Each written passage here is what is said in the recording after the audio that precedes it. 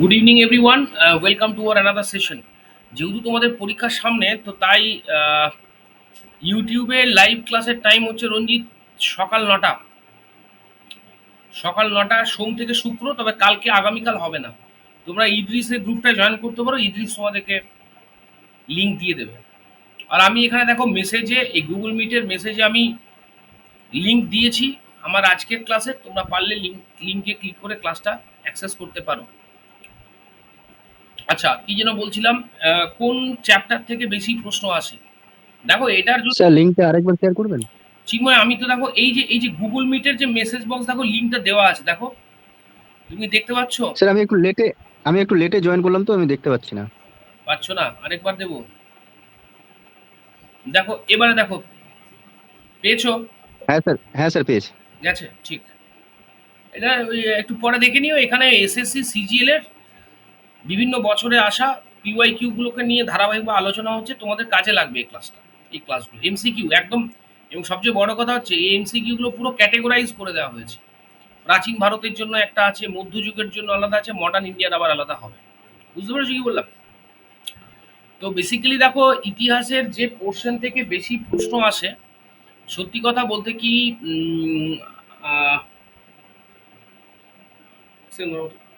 Hello, হুম, বুঝলো, আমি একটু ক্লাসে রয়েছি। বলো, তাড়াতাড়ি বলে ফেলো, তাড়াতাড়ি বলে ফেলো।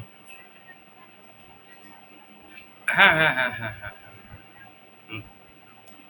তো বেসিক্যালি যে বিষয়টা খুব গুরুত্বপূর্ণ সেটা হচ্ছে, দেখো ওইভাবে তো আলাদা করে বলা যায় না যে কোন চ্যাপ্টারটা থেকে বেশি প্রশ্ন আসবে। সেটা তো ডিপেন্ড করে যারা প্রশ্ন সেটার তাদের উপর। তবে আমি তোমাদেরকে একটা বিষয়ের কথা বলতে পারি, তোমরা যারা খুব সিরিয়াসলি চাকরির পরীক্ষার জন্য প্রিপারেশন নিচ্ছ, দেখো ভাই, সত্যি কথা বলতে কি, সিট তো দিনের পর দিন কমছে, তোমরা দেখতেই পাচ্ছ এটা।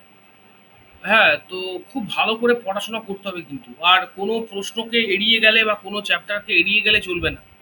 অন্তত কম্পিটিটিভ পরীক্ষার ক্ষেত্রে যেটা খুব খুব গুরুত্বপূর্ণ, যে আসপেক্টটা কম্পিটিটিভ পরীক্ষার ক্ষেত্রে, সেটা হচ্ছে তোমার যে তোমাকে এখানে কোনো সাজেস্টিভ পড়াশোনা করলে চলবে না। তোমাকে একদম খুঁটিয়ে পড়তে হবে, গভীরে গিয়ে পড়াশোনাটা করতে হবে। এবং যত বেশি সম্ভব প্র্যাকটিস সেট বা এমসিকিউ প্র্যাকটিস করতে হবে। তবে অবশ্যই এমসিকিউ প্র্যাকটিস করার আগে সেই বিষয়টার উপর, যে চ্যাপ্টারের এমসিকিউ তোমরা করছো সেই চ্যাপ্টারটার উপর একটা ভালো নলেজ থাকা দরকার। আমি তোমাদের সঙ্গে যে এমসিকিউগুলো প্র্যাকটিস করাই ক্লাসে, সেই এমসিকিউগুলো বেশিরভাগই কিন্তু যে চ্যাপ্টারগুলো পড়ানো হয়ে গেছে তার উপর থেকে। এবং যে এমসিকিউগুলো আমি তোমাদেরকে দিই সেগুলো মোটামুটিভাবে অলমোস্ট বলতে পারো বিভিন্ন পরীক্ষায় আসা কিন্তু এমসিকিউ। এমন কিছু বিরাট কঠিন মাপে আমি এমসিকিউ দিই না। কারণ তোমরা যে সমস্ত পরীক্ষার জন্য প্রিপারেশন নিচ্ছ, সেখানে এই স্ট্যান্ডার্ডেই কিন্তু ইতিহাস থেকে প্রশ্ন আসে। এবং আমি এই যে ইউটিউবে যে ক্লাসটা প্রতিদিন করাই, এখানে এই জব ডেস্টিনেশনে বেশ কয়েকজন থাকে। যেমন ধরো আমাদের কি নাম, অর্ঘদীপ বলে একটা ছেলে আছে, জানি না ওই এখানেই ক্লাস করে বোধহয়। অর্ঘদীপ বলে একটা ছেলে আছে, প্রিয়াঙ্কা, রোজ আমি প্রিয়াঙ্কাকে দেখি। অমিত বলে একটি ছেলে আছে, ও থাকে। আমাদের সুমন থাকে, ইদ্রিস থাকে, জয়ন্ত থাকে। আরও যদি কেউ থাকে তো আমি নাম হয়তো মনে করতে পারছি না। তো বেসিক্যালি এরা আমি দেখেছি প্রায় প্রত্যেকেই ঠিকঠাক কিন্তু উত্তর দেয়, অলমোস্ট। প্রিয়াঙ্কা তো খুব ভালো উত্তর দেয়, সুমনও খুব ভালো উত্তর দেয়, ঠিক আছে। তো বিষয়টা এটা হচ্ছে যে এইগুলো আসলে কি হতো, রেগুলার তুমি যত বেশি প্র্যাকটিসের মধ্যে থাকবে, তত বেশি তোমার মস্তিষ্ক যেটা বা তোমার ওই ওভারঅল যে একটা নলেজ, সেই নলেজটা তত বেশি তোমার কিন্তু শার্প থেকে শার্পার হবে আর কি। তো এটাই আমার বক্তব্য। এইভাবে পড়াশোনা করো।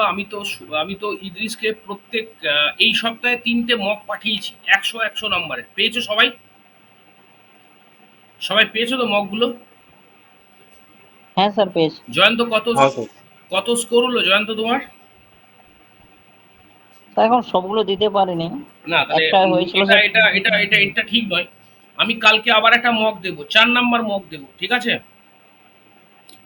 কালকে আবার আমি একটা মক দেবো অ্যান্ড ঠিক আছে, সেটাও তোমরা প্রত্যেকে দেওয়ার চেষ্টা করবে। দেখো আমি তো আমার তরফ থেকে একটা দেওয়া আছে, আপনি অ্যান্সার শিটটা পাঠাবেন, আমি দেখবো।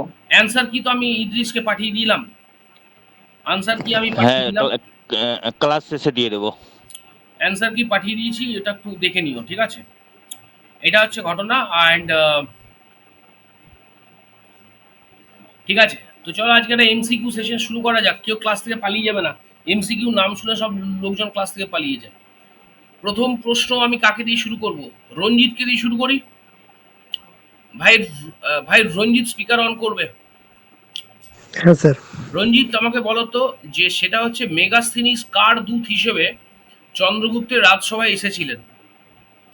যারা যারা পারবে তারা হাত তুলবে, কিন্তু কেউ উত্তর দেবে না, একমাত্র রঞ্জিত ছাড়া। ভাই রঞ্জিত, তুমি আমার কথা শুনতে পাচ্ছ? আমি হ্যাঁ স্যার, বললাম শুনতে যে পাচ্ছি। মেগাস্থিনিস কার দূত হিসেবে চন্দ্রগুপ্তের রাজসভায় এসেছিলেন?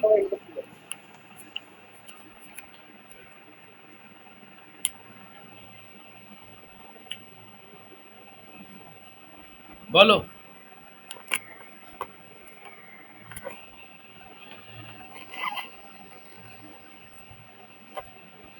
আচ্ছা বলো, কে কে আনসার দিতে পারে বলো। অপশন দরকার লাগবে না এটার। কে কে উত্তর দিতে পারবে? হ্যাঁ বলো বলো বলো। সেলুকাস। Seleucus, very good. এবার আমাকে একটা প্রশ্ন বলো, সেলুকাস কার সেনাপতি ছিলেন? আলেকজান্ডারের গ্রিক আলেকজান্ডার। রাজা। এবার বলো, সেটা হচ্ছে আলেকজান্ডার যখন ভারতবর্ষ আক্রমণ করেন তখন মগধের রাজা কে ছিলেন? দাঁড়ান বলে দিচ্ছি। শেষ রাজা ছিলেন যাকে পরাজিত করে নন্দ বংশের শেষ রাজা ধনানন্দ। আচ্ছা এবার আমাকে বলো, হিদাসপিসের যুদ্ধ কাদের মধ্যে হয়েছিল? আলেকজান্ডার আর সাথে আলেকজান্ডার আর আলেকজান্ডার। পুরুর মধ্যে কত সালে, কোন সময় হয়েছিল? সময়কালটা বলো। হিদাসপিস 326 বিসি। 326। 426 খ্রিস্টপূর্বাব্দে কোন নদীর তীরে হয়েছিল? 336 ঝিলাম। Very good. জিলাম হুম। এবার বলো, তাহলে দেখো আলেকজান্ডার থেকে কতগুলো প্রশ্ন পেয়ে গেলে। ঠিক আছে, এবার আরেকটা প্রশ্ন করছি। সেটা হচ্ছে যে নন্দবংশের প্রতিষ্ঠাতা কে? মহাপদ্মনন্দ। মহাপদ্মনন্দ। মহাপদ্মনন্দ। বেশ, এবার আমাকে একটা প্রশ্ন বলো, আহ, কোন রাজাদের আমলে মগধের সাম্রাজ্য দক্ষিণ ভারত পর্যন্ত বিস্তৃত হয়? অপশন দেব। অপশনে এ তে রয়েছে তোমার নন্দ বংশ, অপশন বি তে হচ্ছে হর্যঙ্ক বংশ, অপশন সি তে হচ্ছে তোমার শিশুনাগ, এবং অপশন ডি তে হচ্ছে এদের কোনোটি নয়। বলো, কোন রাজবংশের আমলে মগধের সাম্রাজ্য দক্ষিণ ভারত পর্যন্ত বিস্তৃত হয়? হর্ষঙ্গ বংশ। ভুল। এটার শিশুনাগ এটার উত্তর হচ্ছে নন্দ রাজবংশ। এটার উত্তর হচ্ছে নন্দ রাজবংশ। মনে থাকবে কি বললাম? এটার উত্তর হচ্ছে নন্দ রাজবংশ। মামুনি স্পিকার অন অফ করো। বেশ, এবার নেক্সট কোয়েশ্চেন যেটা বলবো সেটা হচ্ছে যে অর্থশাস্ত্র কে রচনা করেন? কৌটিল্য। এবার আমাকে একটা প্রশ্ন হলো, সেটা হচ্ছে যে আহ, মুদ্রারাক্ষস নাটকটির রচয়িতা কে? বিশাখ দত্ত। বিশাখ বিশাখ দত্ত। দেবী চন্দ্রগুপ্তম নাটকটি কে রচনা করেছিলেন? স্যার কি বললেন? বললাম দেবী চন্দ্রগুপ্তম নাটকটি বঙ্কিমচন্দ্র কে রচনা চট্টোপাধ্যায়। করেছিলেন? দেবী চন্দ্রগুপ্তম নাটকটি কে রচনা করেছিলেন? বিশাখ দত্ত। বলো বলো বলো। বিশাখ দত্ত। ঠিক, বিশাখ দত্ত দেবী চন্দ্রগুপ্তম নাটকটি রচনা করেছিলেন। Very good. আচ্ছা এরপর আরেকটা প্রশ্ন বলো, সেটা হচ্ছে যে আরেকটা প্রশ্ন তোমাদেরকে জিজ্ঞাসা করব, সেটা হচ্ছে যে বিশাখ দত্ত দেবী চন্দ্রগুপ্ত নাটক রচনা করেছেন। আচ্ছা এবার আমাকে বলো যে সেটা হচ্ছে চন্দ্রগুপ্ত কার সাহায্যে মৌর্য সাম্রাজ্য প্রতিষ্ঠা করেন? কৌটিল্য। যারা যারা পারবে সবাই উত্তর দেওয়ার চেষ্টা করবে। এবার যদি প্রশ্ন করি তোমাদেরকে, যে সেটা হচ্ছে যে আহ, ইন্ডিকা গ্রন্থটি কে রচনা করেন? মেগাস্থিনিস। মেগাস্থিনিস তার ইন্ডিকা বইতে ভারতীয় সমাজকে মোট কয়টি শ্রেণীতে বিভক্ত করেছেন? 7টি ভাগে। আমি অপশন দেব। এটা অপশন দিই। 2, হ্যাঁ স্যার। 3, 2, 4, 7, 9। সাতটি। স্যার নয় সাতটি। হবে স্যার। 9টি। নয়টি। ইদ্রিস বলছে 9টা ভাগে ভাগ করেছে। স্যার 7টি। 7টি। প্রিয়াঙ্কা খুব ভালো আনসার দিয়েছো, 7টা ভাগে ভাগ করেছেন। আর এই 7টা ভাগে যে ভাগ করেছেন মেগাস্থিনিস ভারতীয় সমাজকে, তার ভেতরে একেবারে প্রথম শ্রেণীতে যাদেরকে তিনি রেখেছেন, একেবারে প্রথম শ্রেণীতে তিনি যাদেরকে রেখেছেন তারা হচ্ছে দার্শনিক বা ফিলোসফার্স। মনে রাখবে এটা। একেবারে প্রথম শ্রেণীতে যাদের রেখেছেন তারা হচ্ছে দার্শনিক বা ফিলোসফার। ঠিক আছে? এবার আরেকটা প্রশ্ন তোমাদেরকে করা যেতে পারে মৌর্য সাম্রাজ্য নিয়ে।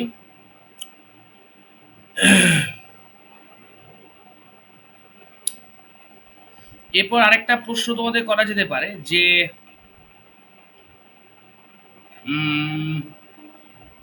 সেটা বলো যে সেটা হচ্ছে তোমার যে কাকে কোন, হ্যাঁ, ভারতের কোন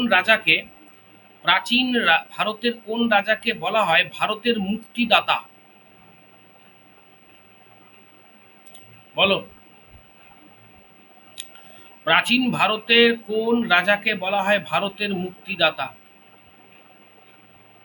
কে বলতে পারবে? আমি দেবো অপশন। দ্বিতীয় চন্দ্রগুপ্ত। অপশন দেবো কি? অপশন দেবো। অপশন এ হচ্ছে তোমার মহাপদ্মনন্দ, অপশন বি হচ্ছে চন্দ্রগুপ্ত মৌর্য, অপশন সি হচ্ছে ধননন্দ, অপশন ডি হচ্ছে অশোকা।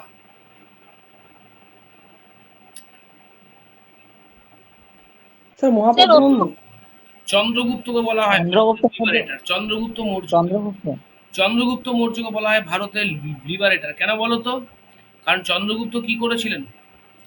চন্দ্রগুপ্ত যেটা করেছিলেন গ্রিকদেরকে ভারত থেকে, প্রথমত হচ্ছে উত্তর পশ্চিম ভারত থেকে সেলুকাসকে হারান এবং গ্রিকদেরকে ওখান থেকে সরান। এটা একটা গুরুত্বপূর্ণ দিক। এবং আরেকটা গুরুত্বপূর্ণ দিক যেটা হচ্ছে সেটা হচ্ছে তোমার তিনি ওই শক, হ্যাঁ, এবং তিনি পাঞ্জাব অঞ্চল থেকে যে শক শাসন তাদেরকে সরিয়েছিলেন। ঠিক আছে? তো এটার উত্তর হচ্ছে কিন্তু চন্দ্রগুপ্ত মৌর্য। ঠিক আছে? Very good. এরপর আবার আরেকটা প্রশ্ন বলছি তোমাদেরকে, সেটা হচ্ছে যে আমাকে বলো যে মৌর্য সাম্রাজ্য থেকে করছি আজকে প্রাচীন ভারত থেকে, সেটা হচ্ছে প্রাচীন ভারতের কোন শাসক প্রথম লেখমালা জারি করেছিলেন? প্রাচীন ভারতের কোন শাসক প্রথম লেখমালা জারি করেছিলেন? বলো। অশোক। Very good. মনে রাখবে যে শাসক, একদম মনে রাখবে যে শাসক প্রথম লেখমালা ইস্যু করেছিলেন তিনি হচ্ছেন কিন্তু অশোক, প্রাচীন ভারত। ঠিক আছে? খুব ভালো উত্তর দিয়েছো। এরপর আরেকটা প্রশ্ন তোমাদের জন্য রাখবো, সেটা হচ্ছে তোমার শেষ মৌর্য সম্রাটের নাম কি? বৃহদ্রথ। Very good. যদি বলে মৌর্য সাম্রাজ্যের পর, যদি বলে যে মৌর্য সাম্রাজ্যের পর ভারতবর্ষে যে প্রাচীন ভারতবর্ষে যে রাজবংশটি প্রতিষ্ঠা হয় সেটির নাম কি? শুঙ্গ। শুঙ্গ ডাইনাস্টির প্রতিষ্ঠাতা কে? পুষ্যমিত্র। এবার বলো দেখিনি প্রাচীন ভারতের কোন রাজা প্রথম অশ্বমেধের যজ্ঞ করেছিলেন? পুষ্যমিত্র শুঙ্গ। Very good. মনে রাখবে পুষ্যমিত্র শুঙ্গ, তিনি হচ্ছেন প্রাচীন ভারতের প্রথম রাজা যিনি কিন্তু তোমার হচ্ছে ওই ইয়েটা করেছিলেন, তোমার হচ্ছে যে অশ্বমেধের যজ্ঞ করেছিলেন। ঠিক আছে? Very good. এবার আরেকটা প্রশ্ন বলছি যে সেটা হচ্ছে তোমার আরেকটা প্রশ্ন বলবো, সেটা হচ্ছে যে তোমার প্রাচীন ভারত, আচ্ছা, শুঙ্গ ডাইনাস্টির লাস্ট রুলারের নাম কি? বলছি শুঙ্গ ডাইনাস্টির লাস্ট রুলারের নাম কি? দেবব্রুতি। বৃহদ্রথ। দেবব্রুতি। না স্যার দেবব্রুতি। হ্যাঁ, হ্যাঁ, very good. Debabruti. Very good. আচ্ছা, এবার বলো কাণ্য বংশের ফাউন্ডার কে? বলছি কাণ্য। বাসুদেব কাণ্য। হ্যাঁ হ্যাঁ হ্যাঁ, বাসুদেব বাসুদেব কান্ড বাসুদেব কান্ন, ভেরি গুড। কান্ন বংশের লাস্ট রুলারের নাম কি? কে বলতে পারবে? বলে দেবো আমি? সুশর্মন সুশর্মন, ভেরি গুড, ভেরি গুড। সুশর্মন একদম প্রিয়াঙ্কা, খুব ভালো উত্তর দিয়েছো। ঠিক আছে, আমি আজকে সেশন এখানে স্টপ করছি। আমি কালকে সকালবেলায় ফার্স্ট হাফে 12টা থেকে 1টার ভেতর আমি ইদ্রিসকে 4 নাম্বার সেট পাঠিয়ে দেবো। তোমরা প্রত্যেকে পরীক্ষা দিয়ে কাইন্ডলি আমাকে জানাবে কে কত স্কোর, কার কত স্কোর হচ্ছে। স্কোরটা অ্যাটলিস্ট জানিও, ঠিক আছে? ঠিক আছে, চলো, ভালো থেকো সবাই।